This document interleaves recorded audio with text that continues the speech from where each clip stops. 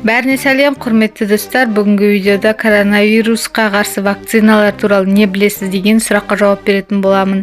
Видеоның соңына дейін қараңыз, өйткені видеода пайдалы керекті ақпараттар айтылады. Видеоны жалғастырмай тұрып, каналыма тіркеліп, лайк басып және достарыңызбен бөлісіп қойыңыздар.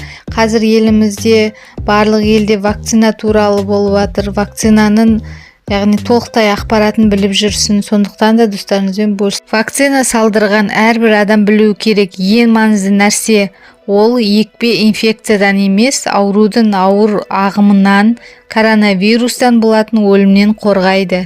Екпені не үшін алу қажет? Вакцина өзіңізді және жақындарыңызды COVID-19 жұқпалы індетінен қорғаудың ең тиімді әдісі. Коронавирустың таралу динамикасын ескере отырып, ерте ме кеш пе инфекцияны бәрі жұқтыру мүмкін адамдардың бәрі. Сондықтан оған ағзаңызды алдын ала дайындап, кем дегенде ішінара иммундық қорғаныспен қамтамасыз еткеніңіз жөн. Коронавирус әсіресе созылмалы ауруы бар адамдар үшін қауіпті екен. Созылмалы аурумен ауыратын адамдарда аутоиммундық реакция болып, бөгде вирустың орнына организм өзінің сау жасушаларына шабуыл жасай бастайды екен. Асқыну қаупі жоғары болуы мүмкін.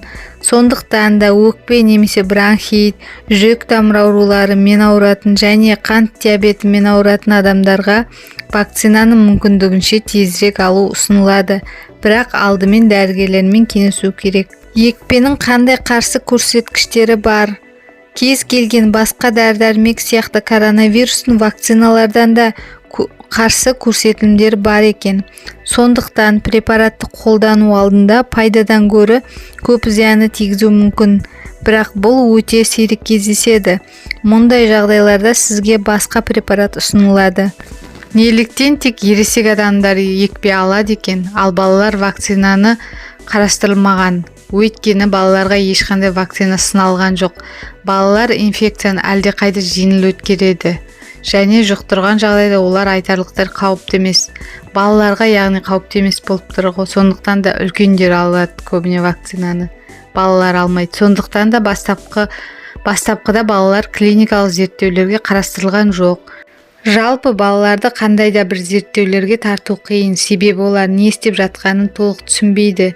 Олар әлі кішкентай, сондықтан да вакцинаның қауіпсіздігіне ғалымдар қаншалықты сенімді бола алады? Бүкіл әлемде белсенді жүргізіліп жатқан жаппай вакциналардан басқа белгілі бір препараттың қауіпсіздігі туралы сенімді дәлелдер жоқ. Сондықтан да бұл вакцина қауіпсіз, ала беруіңізге болады. Бірақ та достар, вакцинаны дәрігермен кеңесіп барып алыңыз, дәрігердің кеңесі арқылы, және медосмотрдан толықтай дәрігерлердің көрсетілуіне медосмотрдан өтіп барып алыңыз. Және температураңыз болмау керек.